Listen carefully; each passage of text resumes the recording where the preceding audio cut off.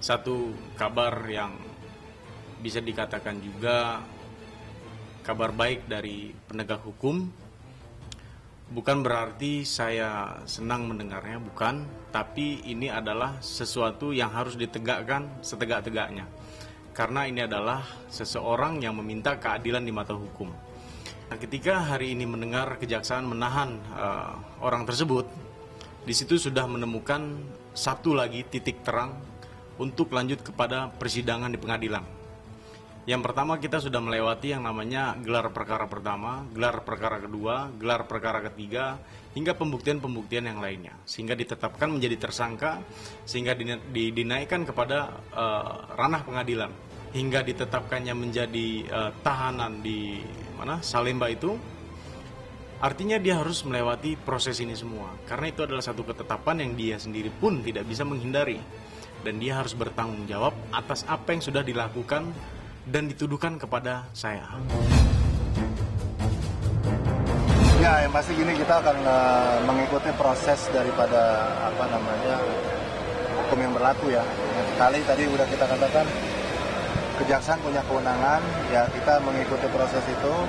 Ya tentunya juga kuasa hukum juga memiliki hak, keluarga juga memiliki hak untuk melakukan upaya mungkin pengajuan penangguhan penahanan. Upaya-upaya itu akan kita lakukan secara optimal.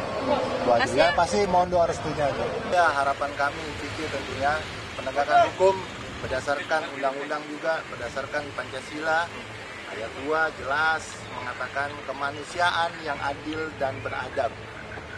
Keadilan tanpa adab menjadi keadilan yang semu.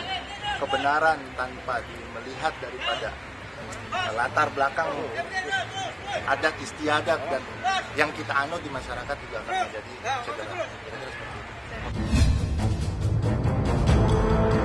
Ya, tadi Vicky jam 3 sore itu masih berkabar sama gue.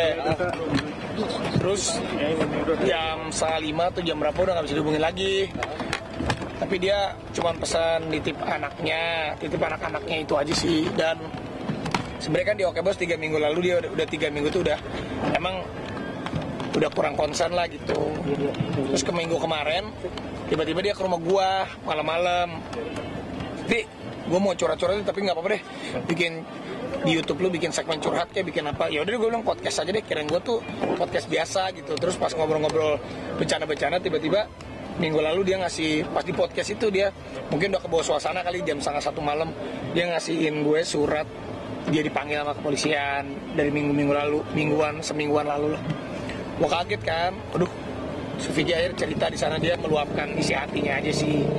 Waktu itu kan gue bilang gue mau nayangin nggak enak, cuman tadi sih dia udah bilang nggak apa-apa kalau memang isi hati gue biar orang-orang tahu, dia bilang gitu.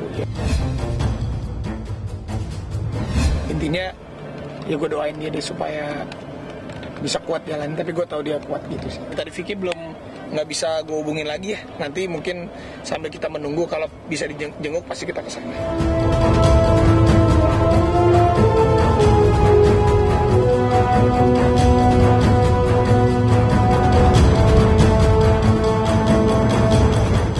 Jadi jangan lupa untuk subscribe Cumi Cumi. Ditekan ya tombol lonceng merahnya.